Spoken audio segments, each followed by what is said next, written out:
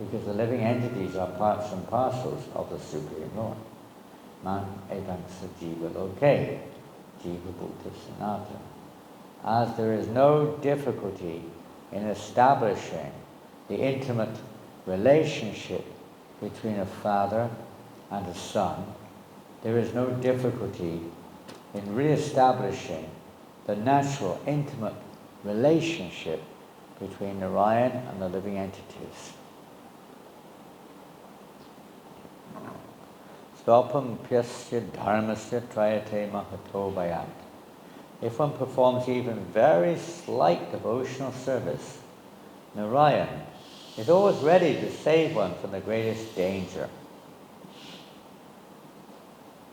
The definite example is Jamil. Jamil separated himself from the Supreme Personality of Godhead by performing many sinful activities and was condemned by Yamaraj to be very severely punished. But because at the time of death he chanted the name of Narayana, although he was calling not for the Supreme Lord Narayan but for his son named Narayan, he was saved from the hands of Yamaraj. Therefore, pleasing Narayan does not require as much endeavor as pleasing one's family, or one's community, or one's nation. We have seen important political leaders killed for a slight discrepancy in their behavior. Therefore, pleasing one's society, family, community, and nation is extremely difficult. Pleasing Narayan, however, is not at all difficult. It is very easy. One's duty is to revive one's relationship with Narayan. A slight endeavor in this direction will make the attempt successful, whereas one will never be successful in pleasing so-called family, society, and nation, even if one endeavors to sacrifice his life. The simple endeavor involved in the devotional service of Shravanam Kirtanam Vishnu, hearing and chanting the holy name of the Lord, can make one successful in pleasing the Supreme Personality of Godhead. Sri Chaitanya Mahaprabhu has therefore bestowed his blessings by saying, Param Vijayate Sri Krishna Sankirtanam. All glories to the Sri Krishna Sankirtan.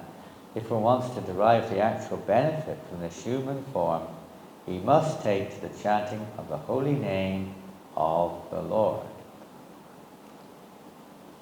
Hare Krishna. So now we're hearing about Prahlad. It's interesting because in the evening we've been hearing about Dhruva Maharaj, and now in the morning we're hearing of Prahlad. And if you remember, these are the two topics which Lord Chaitanya most frequently discussed with devotees in general. The pastimes of Prahlad Maharaj and the pastimes of Dhruva Maharaj. He derived great bliss in discussing these pastimes. So it's probably a little easier to sort of understand why the pastimes of Prahlad Maharaj are so relished by the Lord and Lord Chaitanya Mahaprabhu. Very prominent pastime in the Bhagavatam is the pastime of Lord Nrsimhadev, appearance of Lord Nrsimhadev. We have the appearance of Lord Nrsimhadev. Generally the three most significant forms of Godhead mentioned. Krishna himself, of course, and Lord Ramchandra and Lord Nrsimhadev. Lord Nrsimhadev's appearance is very, for a Vaishnava, for a devotee of Krishna, or one who's aspiring to become a devotee, is essential. Lord Nrsimhadev destroys all the anarthas in our hearts. He opens the gate, you could say, to love of God.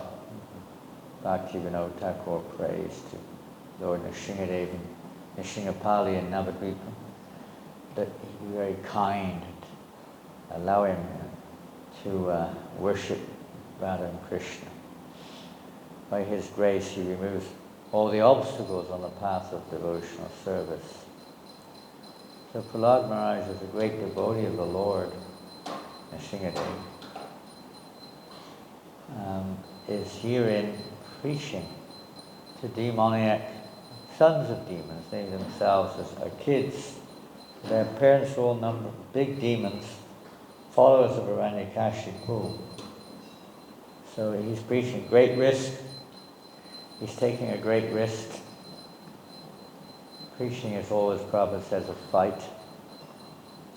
And particularly here it's mentioned, Mehapi Kronashasti Pachabhayana Vijite, Sopana Prasidama Sakrayate Mahatobhayata. That even a little advancement on the path of devotion can save one from the greatest danger. The greatest danger, you can see many kinds of danger, but here it infers the falling down into the lower species, or Prabhupada mentions here, the possibility of going into a hellish condition of life. But for a devotee, hell or falling down means to forget Krishna. Whether we're in heaven or hell, whatever species of life we're in, some or another, if you could remember Krishna, Narayana Parathavena Katashana Bhivyati. For the devotee doesn't care if Narakesha, Swaga Apavaga Narakesha, whether you go to heaven or to hell, the devotee doesn't mind, as long as he can remember Krishna. And particularly in this case, we see Prahlad Maharaj preaching in the most dangerous, difficult situation, preaching to the sons of archdemons. But he's fearless because he's taken shelter of the lotus feet of Lord Nrsingadev. Lord Nrsingadev removes all fear. Generally, fear is a major concern for conditioned souls. Even for devotees, sometimes we're afraid of various things, doubts may come into our hearts, fears about the future, fears about our health, fears about movement, fears about many things, affect the conditioned soul. And we can't overcome it because the material energy is very powerful. We're generally afraid of something very powerful unless you take shelter of it. Prabhupada gives the example of the ocean, how the ocean, for a human being at least, is very fearful. It's very powerful. We cannot overcome the ocean. We can't swim the ocean. If we're in the middle of the ocean, we're in a helpless condition, very fearful condition. But for the fish, because the fish, Prabhupada says, is taking shelter of the ocean, there is no fear. The fish is very happy, even though the waves may be tossing around. The water may be very cold, deep, very deep. It may be tens of thousands of meters deep, or something like that. Very deep. But for the fish, he's not worried. He doesn't worry the fish.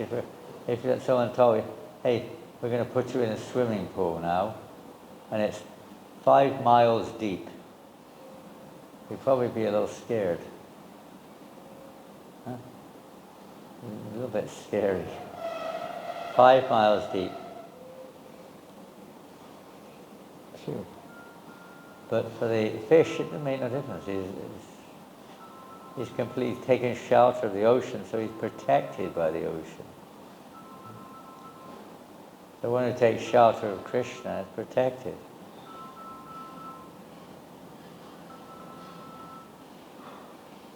Someone's mobile? Someone's mobile? Yours? So, Krishna protects. You may think, how? Well, how is this? Very easy to serve Krishna? Very difficult to serve the family. Maybe we can understand that. Difficult to satisfy people in this world. Sometimes we hear you can satisfy all the people some of the time and some of the people all the time. But you can never satisfy all of them all the time. You may not even be able to satisfy them some of the time. Impossible. Nobody can be satisfied in this world, any more than a fish out of the water can be satisfied. Never be satisfied, no matter what you give. They always want more. Always more and more and more. There's no end to it. because you can't be sad. This place is Dukale Mashashvatam. You can't be happy here. But we're trying very hard to to get happiness here. Very hard. Every living entity is trying to be the enjoyer in this world, but we're all failing to fulfill our inner desire for happiness. A little drop, like a little drop, chapla shukara, drop of water in the desert. You have to work very hard for a little drop of water and suffer. Suffer. It's like we were hearing last night about penance. Everyone's performing penance. Being in this material world is, in one sense, is a penance. Working hard to get money, struggling to survive, struggling to satisfy others, to be accepted. All struggle. But why not struggle for Krishna? You're going to struggle anyway. No choice. And you're going to work anyway. You've got to serve. The constitution of the living entity is to serve. Jiveshrupai Nichara Krishna Das. Whether we serve Maya or Krishna, we have to serve. And everyone else with material world is trying to overcome them at Daiviheshu Gunamaya Mamamaya Dayatya. You can't overcome this material energy. Only those who take shelter of me, Krishna says, can cross beyond it. But why not take shelter of Krishna? What's the difference? We take shelter of the material body, we take shelter of Maya, we take shelter of the objects of this world. Why not take shelter of Krishna? Definitely we fail when we take shelter of the material energy. We all fail. As certain as death. The only thing certain is we'll fail in the big picture. Maybe temporarily we have a little kind of concept of success, but ultimately it's a failure. We haven't achieved anything other than our karma. We haven't achieved anything lasting, of any value really. But this is a demoniac society, so the demons are being trained like this. They're being trained. At most, their training is for maybe a little religion sometimes, for wrong purposes, but definitely for economic development and sense gratification. Generally not for liberation. Sometimes they have, but generally not. Generally it's just for material reasons. The whole education directed there. So they're trying to educate Prahlad Maharaj this way as well, but he's not interested. Not interested at all. When his father asked him what's the best thing you've heard at school from your teachers, Prahlad? He repeated to his father, Ranyakashipu, Shravanam Kirtanam Vishnu, Smaranam Padasevanam, Archanam Dasyam Sakyam Atmanivedanam. The best thing I've heard from my teachers, my dear demon dad, the best thing I've heard is to hear, chant, remember, worship, pray to, and so on, the personality of Godhead, Lord Vishnu. His father was enraged. So he's preaching the same thing here to his school friends. Wake up. Don't stay in this illusion. It's all a dead loss. Engage in devotional service. Even a little bit of advancement, as we hear in the purport, can save one from the greatest danger. Prabhupada describes how Krishna personally takes control as soon as someone begins their devotional service. Not when we perfected it, but when we begin, even unknowingly. Krishna, as he did with Ajamil. Ajamil was a sinner, Prabhupada mentions here, most of his life, although he was he was born in a family of devotees, so he had devotional upbringing up to a certain point. But then he became a non-devotee, more or less. Became a drunkard and a thief, and all kinds of sinful things he engaged in. To maintain his family, what can the family do when one's dying? Many times they don't even want to help. They send you to some old age people's home or something. Many times. The nature of the material world. We're all serving time in this world, and time kills us. No one can stop it. So Jamil, he was attached like anything, even at the time of death. He was old, but he had a young son. Luckily, he named the child Narayan. That was his good fortune. It was a good fortune of those. In other words, this was the fruit of his devotion when he was a child, although he desired to become a nonsense rogue. But because he'd done some service, he had the good fortune of naming his child Narayan. It was by the grace of one saintly person who told his wife that you should name your child Narayan, and he will save you. So he named his child Narayan. And at the time of death, he called out Narayan. And just by the sound of Narayan, the Vishnudutas protected him. They stopped the Yamadutas from taking him to hell. They protected him. So anyone who's done devotional service, from that moment on, Prabhupada says, Krishna takes particular interest, and it's no longer exactly karma. When a person begins their devotional service, it appears that they're receiving their karma, but it's not. It's the Lord's arrangement. Sometimes we hear token reaction.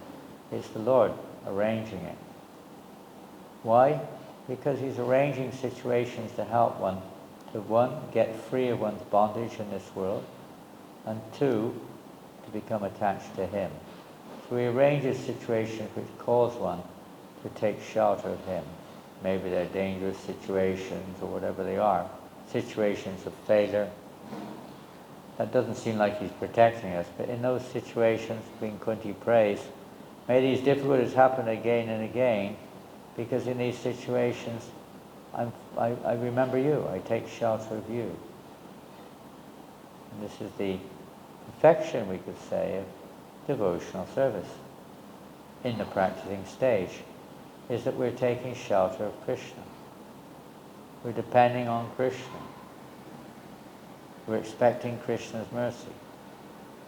We're not taking shelter of anything else. So that's, of course, may not be there in the beginning, but this is the sign of one's progress. So Krishna arranges situations so that we come to that platform. It's a preliminary. It's a preliminary to loving Krishna. We take shelter of him. So Prahlad Maharaj is advising the boys like this. Give up your taking shelter of the material world, which is fallible. Don't waste your time trying to enjoy this world. Your human life is very valuable. Utilize it for the highest purpose. Utilize it for becoming connected to Krishna, connected to God. Don't waste your time following the blind. Atevadu Svartagatimhi Vishnam Durasha wherever it goes. The blind leading the blind into the ditch. People are wasting their time. That verse is later on in this Bhagavatam, we can read it.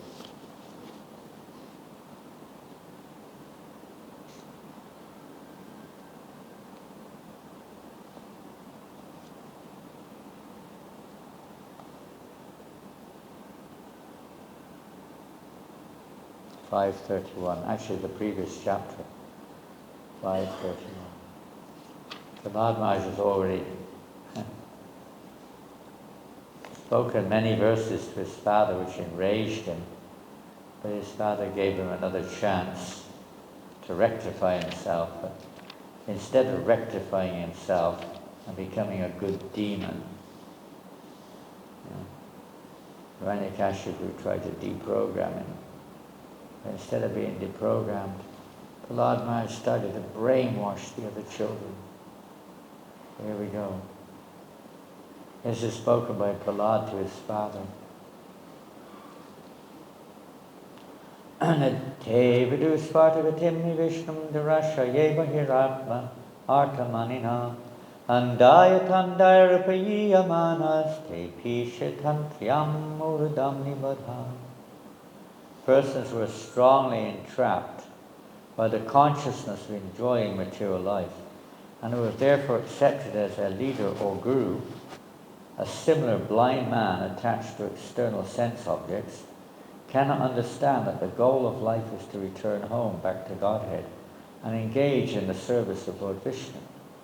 As blind men guided by another blind man miss the right path and fall into a ditch, materially attached men led by another materially attached man are bound by the ropes of fruitive labor, which are made of very strong cords, and they continue again and again in materialistic life, suffering the threefold miseries. So this is the result of trying to enjoy the material world. If you want to go back to Godhead, one has to be freed of that. Vishaya charya sevasi maji. Vishaya charya kabay shudhaviman kabay hamahe rabo shri vrindavan. We have to give up this desire to enjoy the material world. That's the transformation we were hearing about last night. It's not just one of consciousness exactly. It is, but it also can be seen from the point of view of what is the objective of our work. We don't give up work. We give up working for sense gratification. And everybody works for Krishna. That's the active principle of devotional service. We'll do whatever we do it for Krishna. Whatever work you do, whatever offerings you make, the sacrifices, etc. you perform, do it as an offering unto me. This way, one becomes free from the duality, from the reactions to one's work. And also, in time, one develops one's relationship with Krishna. So Prahlad Maharaj is preaching to his sons, and this preaching is a risk. He's taking a great risk. His father's also already become furious with him because of his apparently being a devotee of Krishna. This is terrible. So he's told the teachers to knock this nonsense out of his head, clear his head up. Been polluted by our enemies. So he's taking a great risk. Straight away he's going back to school and preaching. Just like devotees, when we were early days in the movement, we get arrested every day on Sankirtan, every day of the week. The police would arrest us, lock us up. We'd have to go to court. The judge was, totally unaware of what was going on. He couldn't understand what was happening. And every day, for weeks on end, this was going on. You get fined. You cannot do this. Don't do it again. We will fine you. We got fined every day. And as soon as the devotees come out of the court, immediately they start chanting Hare Krishna again, straight away.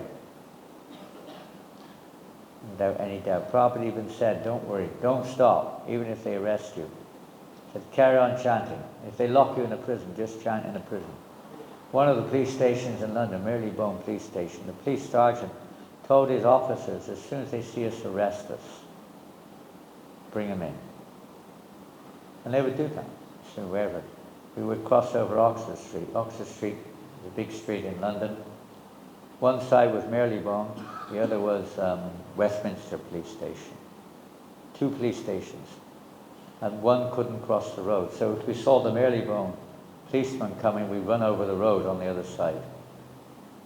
And if we saw the Westminster police, we'd run the other side to hope the Marylebone police are not around. But we regularly get arrested.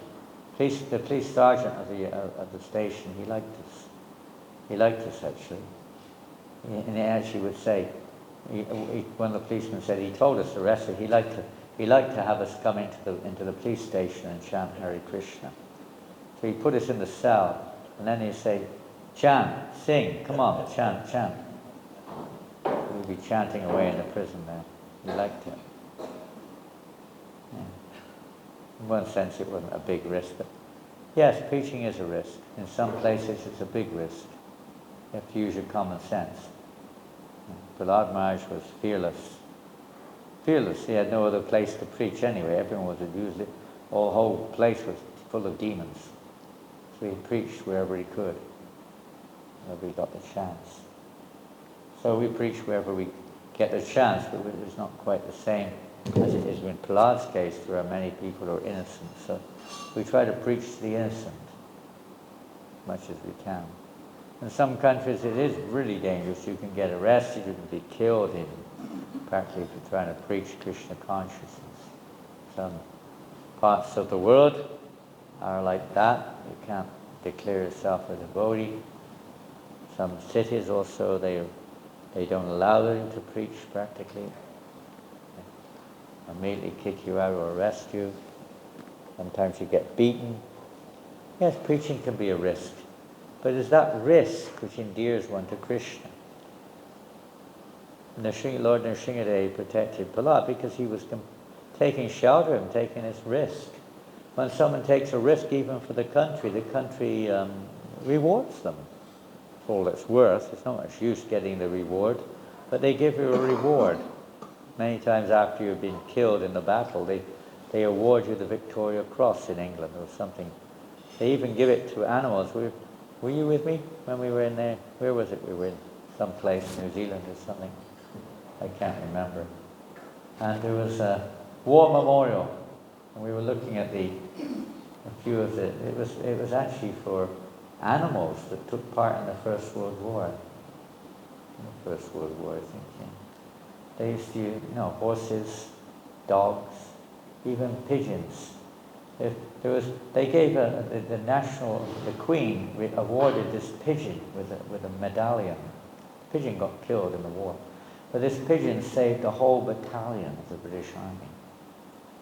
At great risk, he got shot. One of his wings was shot, and he was like bleeding to hell, but he still carried on and delivered the message. And he received an award for all it's worth. Not the pigeon. Pigeon can understand. He was already dead anyway. But he received this posthumous award. Horses who bravely fought.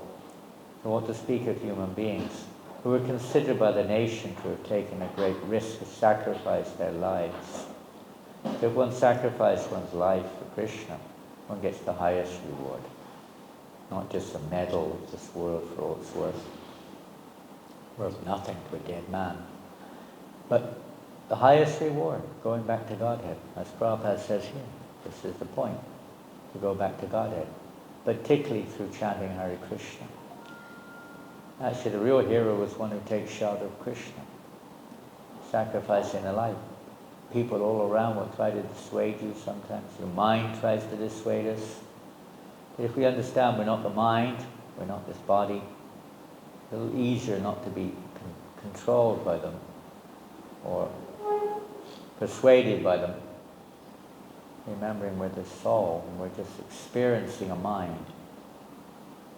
As they sometimes say, it's not that, it's not that we're, we're a body with a soul.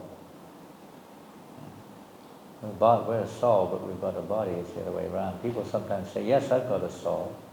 But it's not like that. We are that soul. We are the soul. We are the person who's got a body. And when we understand that a little bit and try to see it a little bit more like that, but the mind is also not us. We accept the mind just like we just heard Nateva, who's part of the kin of Krishna. That we follow a blind leader. And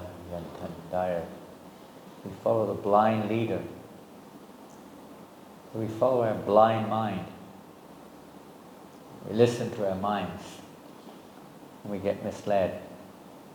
We have to listen to the real authorities, like Prahlad Maharaj is a spiritual authority. By hearing from them, we can get released from the prison. We hear from a pure devotee, then we get released. Ajamil was released from the Yamadutas. He chanted the name of Lord Narayan because some or another he listened to a devotee called his son Narayan. And the Vishnu Jews gave him another chance to become pure. So it begins like that, and Prabhupada describes it in the various places. In the 10th canto of Bhagavatam, it describes there how it appears like karma when a devotee suffers, but it's not. It's a token reaction which Krishna gives purposely to change our mindset. So we no longer think, my goal is to satisfy the desires of my mind. No longer to follow the dictates of my mind or that of others.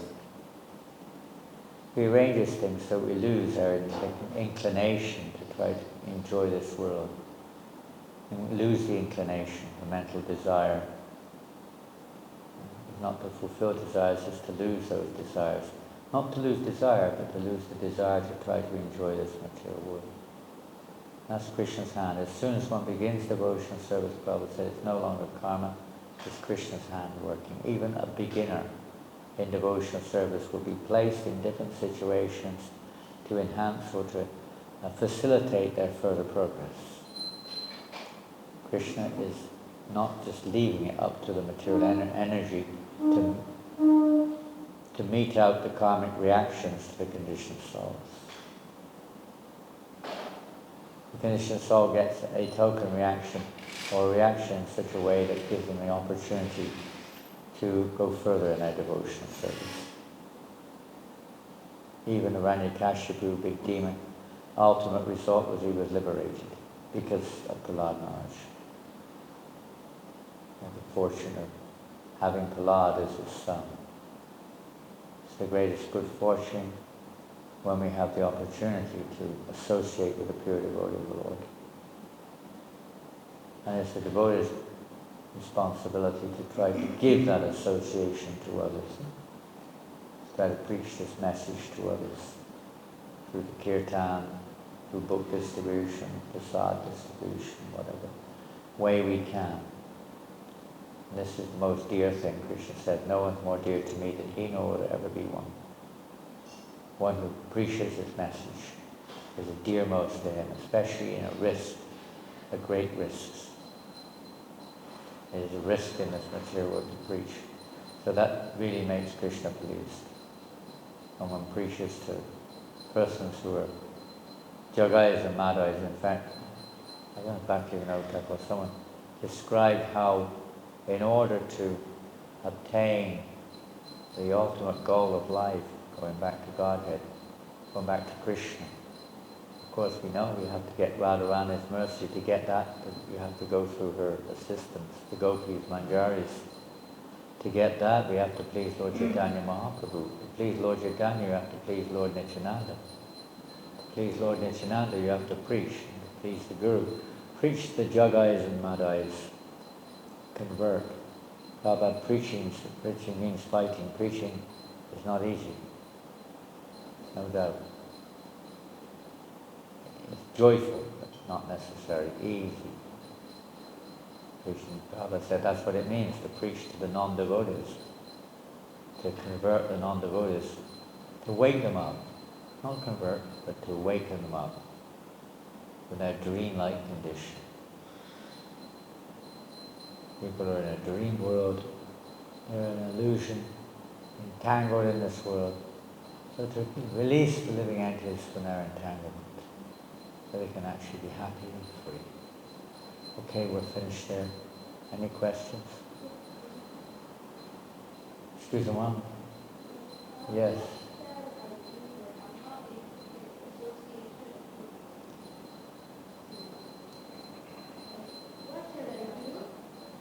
What shall you do? Chant Hare Krishna. What shall I do when I'm not able to get the association of pure devotees? When you're not able to get a good association of pure, when you don't get the association of pure devotees. Prabhupada wrote a letter to one devotee who said, more or less, he wrote the same thing. Prabhupada said, if that is actually the case, of course now we have, modern media. If you're sincere and serious, you can take a positive advantage of that. There are so many YouTubes and this thing and that thing with positive Krishna conscious opportunity to associate. There are Zoom classes, there are all kinds of things going on. sessions where you can have interactive discussions on Krishna consciousness, chanting together with devotees. All kinds of things are available online, which were not available when Prabhupada was personally present. But he wrote back saying, you study my books very carefully, and you become a good association. By reading Srila Prabhupada's books, we are associating with the topmost Mahabhagavan. And if it's a fact that one's in a situation like you are, where you don't get very much if you have your mother, but you don't get it's not like a big sangha of devotees and whatever. How we describe pure devotees is subjective in many ways. Any devotee who's sincerely practicing is good association. Krishna understands. Nothing happens by chance. And if we really want that association, we'll get it. It doesn't have to be a physical maneuver. It'll come in other ways. It'll come in other ways. Just like inspiration from various forms of modern media transmission, or through various other ways, letters, whatever it may be. And particularly the opportunity to read Prabhupada's books carefully. Try to associate with Prabhupada through his books. This is the way Prabhupada would say the most important way to associate, all the acharyas say this, is not by the physical association. As we heard last night, Krishna said, I am penance, is in my heart, is none different than me. So that penance, we heard last night also, is literally to adopt or to imbibe the wish or the will of the pure devotee of the Lord and to apply it in one's life. In other words, to follow their instructions. That's called Vani, and it's through the Vani that we actually get to receive the Vapu, not the other way around. Through Vani. Of course, Vapu also will hear Vani, but one will not realize the Vapu unless one follows the Vani. You may associate but not really understand what that means. It's not just a sentiment, it's a transformation by following the words which they speak, by imbibing the message which they give us and applying it in our lives. So you can apply those instructions. That is how we associate with the pure devotees of the Lord. We hear from them, then we apply what we hear as best we can. And that way you'll feel their association in your heart. You won't feel separated. You'll feel their presence in your heart. Same with Krishna. When we chant Hare Krishna or do some service, we're meant to feel Krishna's presence. Remembered by remembering him.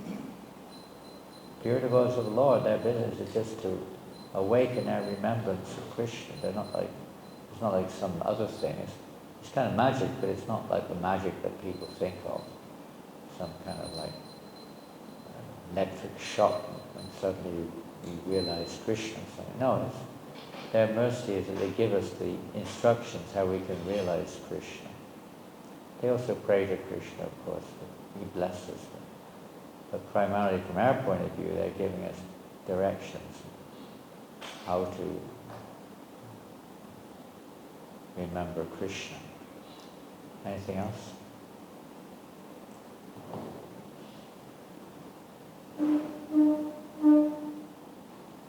Okay. Srila Prabhupada ki jai. Gaur Premanand.